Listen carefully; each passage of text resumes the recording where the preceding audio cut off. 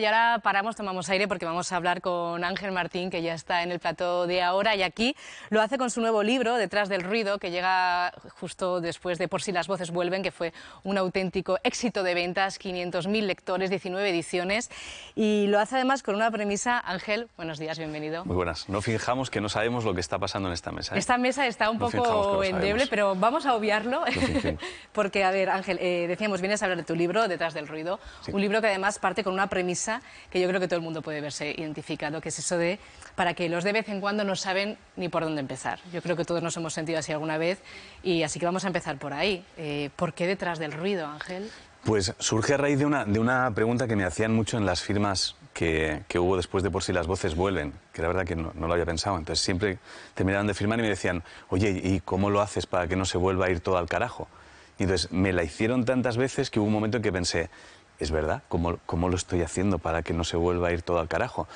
Entonces, cuando me di cuenta de que después de haberle dado muchas vueltas a cómo lo estaba haciendo, podía servir de algo a quien se estuviera planteando el cómo hacerlo para que la cabeza no se le fuera, pensé, pues aquí lo tienes, así lo hago yo. Toma, si te sirve, aquí tienes todo lo que yo hago. Claro, este es mi tutorial, ¿no? Este es mi tutorial, este es mi manual de instrucciones. Claro que, Ángel, tú no encuentras. O sea, tú cuando pasas por la experiencia, ese ingreso por ese brote psicótico, intentas seguir adelante, claro, no te queda otro remedio, pero no encuentras cómo hacerlo, ¿no? Y decides entonces decir, bueno, pues si yo no lo encuentro, los demás tampoco. Claro, o sea, los dos libros, tanto Por si las voces como Detrás del ruido, surgen porque yo no encuentro libros que por lo menos con ese lenguaje me lo expliquen. Es decir, yo creo hay muchos libros relacionados con la química del cerebro y lo que pasa y por qué nos pasa tal y por qué nos pasa cual, pero cuando estás mal no tienes capacidad de prestar atención a palabras técnicas. Lo que necesitas es un lenguaje de un colega que te coja, se siente contigo en una mesa, en una cafetería y te diga, mira, yo esto es lo que estoy haciendo y desde que hago esto estoy bien, la cabeza está ordenada y no se va todo al carajo.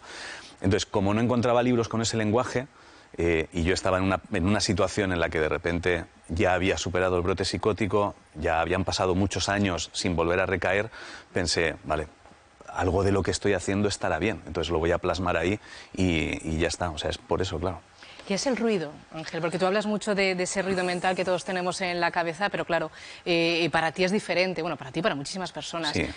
¿Dónde podemos buscar ese ruido y cómo alejarnos de él? ¿Cómo colocarnos detrás? La manera más fácil y rápida de explicarlo así a quien pueda estar escuchando ahora, sí, tiene que ver mucho con dejar de actuar por inercia y sin pensar. O sea, de vez en cuando frenar un momento en seco y decir cuántas de las cosas que he construido, cuántas de las cosas que soy, cuántas de las cosas que me rodean tienen que ver con lo que de verdad quiero ser, me interesa y me está sirviendo de algo, o cuánto viene del pasado, cuánto ya es miedos que están instalados desde hace tiempo, tristezas de cosas que ya sucedieron pero podemos ir apagando, miedos a cosas del futuro que quizá nunca pasen.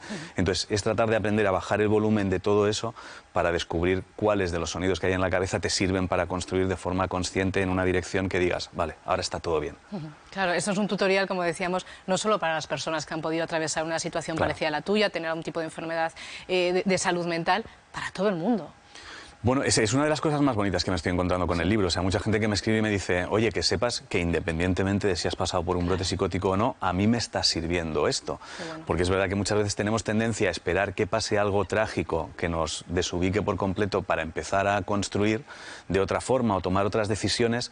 Pero insisto en que empezar a tomar esas decisiones en el momento en el que más débil estás o más cansado o más triste es lo peor que puedes hacer. O sea, es mucho más fácil enfrentarte a ciertas cosas si tienes todavía energía y fuerza para decir me voy a enfrentar a esto que va a ser difícil, va a dar cierto miedo o cierto vértigo, pero por lo menos estoy bien, tengo fuerza para gestionarlo. Hombre, te tienes que enfrentar a muchas cosas después de aquella experiencia y una de ellas, de las que hablas en el libro, a lo mejor no te lo esperabas tanto, ¿no? Que es cómo cambia tu relación con los demás, desde personas que han desaparecido y que duele, obviamente, como personas que siguen ahí, pero que sin embargo, pues las relaciones cambian, ¿no? Y las sientes de forma diferente. Bueno, hay gente, o sea, al final tenemos que entender que las relaciones no son estancas y muchas veces a lo mejor tú crees que tienes un nivel de relación con alguien que es un 10, pero para otra persona eres un 3.